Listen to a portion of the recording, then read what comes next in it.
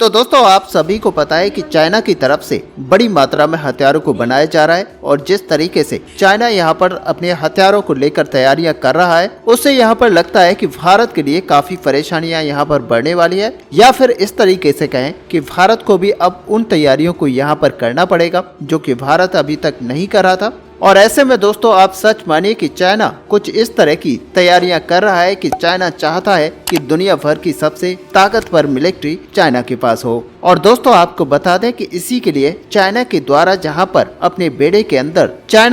अपने बेड़े में जहां पर टैंकों की संख्या को बढ़ाया जा रहा है, तो वहीं पर एयरक्राफ्टों की संख्या को भी चाइना के द्वारा अपनी एयरफोर्स के लिए बढ़ाया जा रहा है। ऐसे में दोस्तों सच मानिए कि चाइना का यहाँ पर इरादा ये है कि टेक्नोलॉजी और ताकत में भले ही चाइनीज एयरफोर्स दुनिया में आगे ना हो, लेकिन संख्या बल के रूप में चाइना के पास इतनी बड़ी संख्या हो कि चाइनीज एयरफोर्स को दुनिया भर की सबसे ज्यादा ताकतवर एयरफोर्स माना जाए। और इसी के लिए चाइना यहाँ पर जिस रफ्तार से अपने बेड़े के लिए एयरक्राफ्टों को बढ़ा रहा है, तो आने वाले समय में भारत के लिए ये बहुत बड़ी चुनौती हो सकती है। और खास करके देखा जाए तो 5th जनरेशन फाइटर जेट जो कि चाइना की तरफ से लगातार बड़ी संख्या में बनाए जा रहे हैं, जिनको J-20 के नाम से जाना जाता है। और ऐसे में यहाँ पर अब दावा ये किया जा रहा है कि पिछले कुछ वर्षों में इसकी संख्या को बहुत ही तेजी से बढ़ाया गया है और चाइना अब अपने J-31 एयरक्राफ्ट को भी पाकिस्तान को देना चाहता है। ऐसे में दोस्तों भारत के दोनों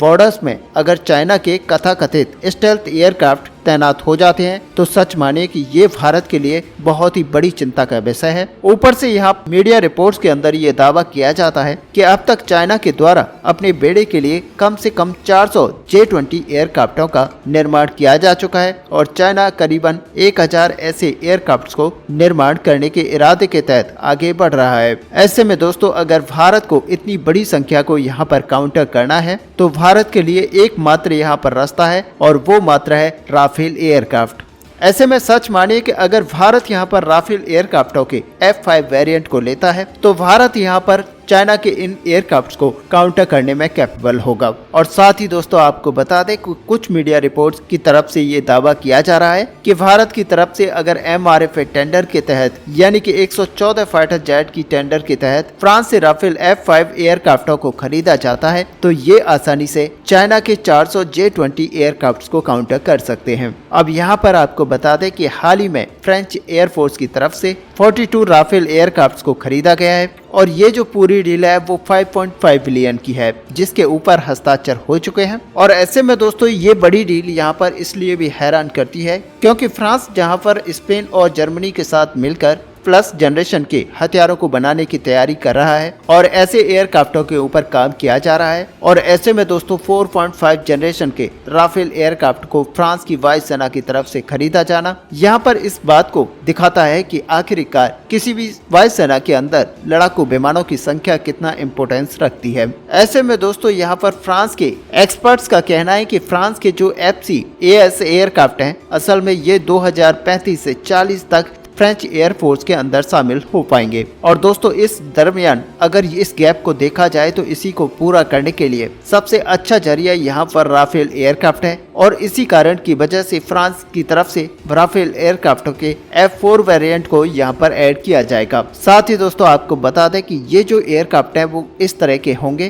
कि इनको F-5 वेरिएंट के अंदर भी अपग्रेड किया जा सकेगा। और साथ ही आपको बता दें कि साल 2029-30 तक राफेल के F-5 वेरिएंट को भी बनाकर तैयार कर लिया जाएगा। और ये भी दावा किया जा रहा है कि फ्रांस कम से कम साल 2040 से 45 तक राफेल एयरक्राफ्टों के प्रोडक्शन को बरकरार रखेगा और कम से कम साल 2070 तक इन फाइटर जेट को इस्तेमाल करेगा। और वहीं दोस्तों दूसरी तरफ अगर देखा जाए तो भारत के द्वारा भी अपने 5th जनरेशन के एयरक्राफ्ट को डेवलप किया जा रहा है, यानी कि AMCA फाइटर जेट्स को यहाँ पर तैयार किया जा रहा है। और रिपोर्ट के मुताबिक ये जो एयरक्राफ्ट है ये 2 फेज में बनाया जाएगा। पहला फेज यहाँ पर मार्क 1 होगा और दूसरा फेज मार्क 2 होगा, जिनमें शायद मार्क 1 यहाँ पर इस दशक के अंत में भारतीय वायुसेना के अंदर शामिल हो सकता है, जबकि मार्क 2 एयरक्राफ्ट साल 2035 तक ही इंडियन एयरफोर्स के अंदर इंडक्ट किया जा सकेगा। ऐसे में यहाँ पर देखा जाए तो मार्क 1 एयरक्राफ्टों के तहत केवल 2 स्क्वाड्रंस का यहाँ पर डेवलपमेंट किया जाएगा, जबकि मार्क 2 एयरक्राफ्टों के तहत करीब 5 स्क्वाड्रन एयरक्राफ्टों को भारतीय वायुसेना के अंदर शामिल किया जाएगा। और ऐसे में दोस्तों यहाँ पर भारत के साथ अभी से लेकर 2035 तक का जो गैप है, इसी को फिलअप करने के लिए भारत को कुछ ऐसा ताकतवर एयरक्राफ्ट यहाँ पर चाहिए जो कि नया जनरेशन का होने के साथ ही 5th जनरेशन के एयरक्राफ्टों को भी चैलेंज कर पाए। हालांकि भारत की तरफ से जो 114 एयरक्राफ्ट का टेंडर को जो जारी किया गया है, उसके अंतर्गत इस गैप को फिलअप करने के लिए मॉडर्न या फिर ऐसे कहें कि 4.5 जनरेशन के एयरक्राफ्ट को खरीदने का इरादा जताया गया है। ऐसे में राफेल एयरक्राफ्ट के F5 वेरिएंट की संभावनाओं को यहाँ पर देखा जाए तो कुछ रिपोर्ट्स के मुताबिक यहाँ पर फ्रांस के द्वारा भारत के सामने F4 स्टैंडर्ड के एयरक्राफ्टों का ऑफर रखा गया है। हालांकि अगर भारत यहाँ पर F4 वेरिएंट के राफेल एयरक्राफ्ट को भी परचेस करता है तो इन एयरक्राफ्ट को F5 स्टैंडर्ड में कन्वर्ट कर लिया जाएगा। ऐसे में दोस्तों यहाँ पर रिपोर्ट्स की मानी जाए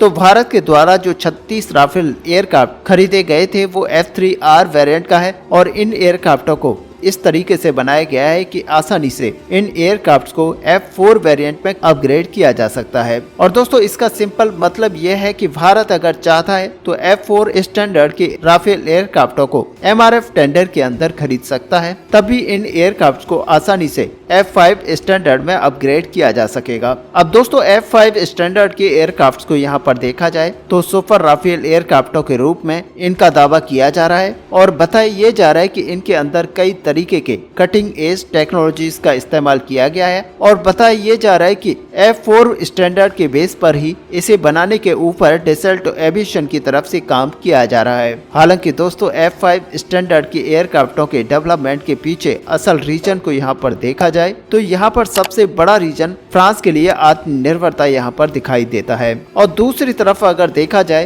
तो FCAS प्रोग्राम के तहत जो एयरक्राफ्ट को यानी कि 2 और अन्य देशों की तरफ से इसको मिलकर बनाया जा रहा है, तो आपको बता दें कि ये जो दोनों देश हैं यहाँ पर अमेरिका से F-35 एयरक्राफ्ट को परचेस कर रहे हैं, लेकिन फ्रांस की तरफ से किसी भी अन्य देश से कोई फाइटर जेट नहीं परचेस किया जा रहा और इसीलिए फ्रांस यहाँ पर अपने ही एयरक्राफ्ट को अपनी बेड़े के लिए तैयार कर रहा है। और जहाँ पर एक तरह से आप कह सकते हैं कि फ्रांस के लिए थोड़ा कम आधुनिक एयरक्राफ्ट यहाँ पर चल सकते हैं, लेकिन विदेशी एयरक्राफ्ट को फ्रांस की तरफ से परचेस नहीं किया जा रहा है। और ऐसे में दोस्तों अगर सही मायने में देखा जाए तो ये इनिशिएटिव बहुत ही अच्छा है, जहां पर कोई भी देश अपने खुद के एयरक्राफ्ट को लेने में विश्वास रखता है और इसी के चलते यहां पर भारत को भी अपने खुद के आत्मनिर्भर भारत के तहत बनाए जाने वाले फाइटर जेट्स को लेकर यहां पर आगे बढ़ना चाहिए और AMCA एयरक्राफ्ट के ऊपर पूरा फोकस यहां पर करना चाहिए। हालांकि अभी जो बीच का गैप है उसको फिल करने के लिए भारत की तरफ से अन्य एयरक्राफ्ट को परचेस करना चाहिए, लेकिन भारत के AMCA एयरक्राफ्ट को आने के बाद में भारत को किसी भी अन्य एयरक्राफ्ट के बारे में नहीं सोचना चाहिए। ऐसे में दोस्तों आपने देखा है कि किस तरह से राफेल एयरक्राफ्ट को लेकर दुनिया भर के अंदर चाहत बढ़ी है और इसी चीज को देखते हुए फ्रांस की तरफ से आधुनिक वर्जन को यहां पर बनाया जा रहा है। और आप लोगों की जानकारी के लिए बता दें कि जिन एयरक्राफ्टों को एक समय पर कोई भी देश खरीदने के लिए तैयार नहीं था, उन एयरक्राफ्टों के अब तक करीबन 200 से भी अधिक ऑर्डर डसल्ट एविएशन को मिल चुके हैं और रिपोर्ट्स में ये दावा किया जा रहा है कि ये ऑर्डर इतना अधिक है कि डसल्ट एविएशन की एक प्लांट के द्वारा इन ऑर्डरों को कम पूरा कर पाना इम्पॉसिबल है, जिसकी वजह से डसल्ट एविएशन एक और प्लांट को बनाना चाहती है। और ऐसे में यहाँ पर डसल्ट एविएशन की तरफ से ये इच्छा जाहिर की गई है कि भारत के अंदर इस प्लांट को लगाया जाए ताकि 114 फाइटर जेट्स का जो टेंडर है वो यहाँ पर हासिल किया जा सकेगा। साथ ही भारत के एक्सपर्टाइज का यहाँ पर इस्तेमाल करते हुए डसल्ट एविएशन दूसरे देशों के इम्पोर्ट ऑर्डर को यहाँ पर कंप्लीट कर सकती है। और दोस्तों सच माने कि यहाँ पर भारत को साथ ही डसल्ट एविएशन को दोनों को यहाँ पर बहुत ही बड़ा फायदा होगा। ऐसे में यहाँ पर आपको ये बता दें कि अभी तक भारत के अलावा दूसरे देशों को मिलाकर फ्रांस के द्वारा 297 से अधिक एयरक्राफ्टों को सेल किया जा चुका है, जिनमें भारत के 36 एयरक्राफ्ट, अलावा इजिप्ट के 55 और कतर के 36, ग्रीस के 24 और साथ ही यूनाइटेड अरब अमीरात भी काफी बड़ी संख्या में इन एयरक्राफ्ट को खरीद रहा है। बल्कि दोस्तों अब यहाँ पर ये बड़ा दावा किया जा रहा है कि सऊदी अरेबिया भी 200 से ज्यादा संख्या में यहाँ पर राफेल एयरक्राफ्ट को परचेस करना चाहता है। और अब दोस्तों आपको बता दें कि फिलहाल 114 फाइटर जेट के टेंडर को देखा जाए तो यहाँ पर राफेल एयरक्राफ्टों को ही पहली पसंद के रूप में देखा जा रहा है। और इसके पीछे केवल 2 कारण है, जिसमें सबसे पहला कारण यहाँ पर पिछले बार के टेंडर में राफेल एयरक्राफ्टों का जीतना है, और वहीं दूसरी तरफ देखा जाए तो इंडियन एयरफोर्स के अंदर इन एयरक्राफ्टों का इस्तेमाल किया जाता है और इसी वजह से माना जा रहा है कि इस तरह की इंफ्रास्ट्रक्चर भारत के अंदर बन चुका है और इसी का भारत यूज करते हुए दूसरे राफेल फाइटर जेट को परचेस करना चाहता है, ताकि इसी इंफ्रास्ट्रक्चर के अंदर उन फाइटर जेट को यहाँ पर मेंटेनेंस और बाकी की जो जरूरी चीजें होती हैं वो दी जा सके। ऐसे में यहाँ पर रिपोर्ट्स में दावा किया जा रहा है कि डसॉल्ट एविएशन भारत के कई तरह की शर्तों को मानने के लिए तैयार है और मेक इन इंडिया इनिशिएटिव और ट्रांसफर ऑफ टेक्नोलॉजी जैसी क्लॉज के लिए भी वो तैयार हो चुका है और भारत को अन्य प्रोजेक्ट में भी मदद करने के लिए तैयार है। और दोस्तों सच मानिए कि अगर इस तरह का होता है तो ये भारत के लिए ही केवल अच्छा नहीं होगा, बल्कि दूसरी तरफ ये फ्रांस के लिए भी काफी अच्छा होगा। और सच मानिए कि अगर भारत फ्रांस के बीच में इस तरह की ये डील बन जाती है तो भारत यहाँ पर बड़ी संख्या में राफेल एयरक्राफ्टों को अपनी वायुसेना के अंदर इंडक्ट करा के चाइना के J-20 जैसे एयरक्राफ्टों को काउंटर कर सकता है। लेकिन दोस्तों फिर भी हम यही कहेंगे कि भारत को अपने AMCA फाइटर जेट को जल्द से जल्द बनाना पड़ेगा और इसको फास्ट ट्रैक मोड में तैयार करना पड़ेगा, जिससे कि भारत की वायुसेना की जो आने वाली जरूरतें हैं उनको यहाँ पर पूरा किया जा सके। ऐसे में दोस्तों आपका इस पूरे टॉपिक को लेकर क्या व्यू है, आप अपना व्यू हमें कमेंट पे लिखकर बता सकते हैं। साथ ही अगर वीडियो आपको अच्छी लगे हो तो लाइक और शेयर करना ना भूलें। मिलते हैं नेक्स्ट वीडियो में, तब तक के लिए जय हिंद जय भारत।